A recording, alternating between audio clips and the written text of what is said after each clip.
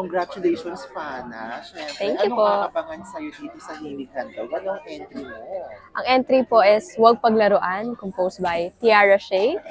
Yes, and abangan niyo po itong song na to kasi alam ko lahat kayo makaka-relate. Of course, kailangan natin ng self-love, di ba?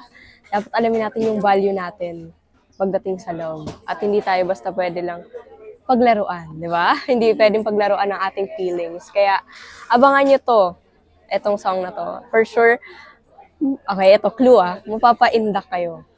Oh, sorry. Mapapaindak na may hugot. Yes, Correct. powerful. Powerful. This is your first time, no, for Himig Handog? This is actually my second time Second po. time. Opo. Okay. When was the first time?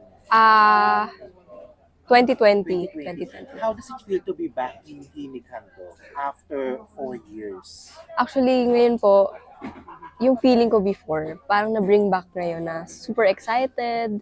And I'm grateful na andito po ako ngayon ulit. And I think itong Himig is very exciting kasi this is the first ever collaboration of Philpop and Himig Handog. And masaya ako na part ako ito history na po ito. So masaya po ako na parte ako. Yes. At ang ganda ng mga makakasama. I don't wanna hold them as kalaban. Yes. Ang ganda ng line-up ninyo. No?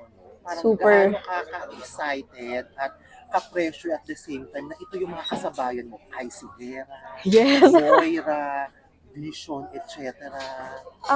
Ako po talaga masayang-masaya ako and it's such an honor na makasama sila. Kahit nakasama ko na sila before, pero iba pa rin talaga yung feeling kasi sila po yung pillars ng industriya. And such an amazing artist. Kahit yung mga bago po, sobrang gagaling. Kaya talagang saludo din ako sa kanila. And alam ko na kahit contest to, but this is a friendly competition and lahat deserving manalo. Bonus na lang talaga yung mananalo. Pero lahat kami panalo na eh. Diba?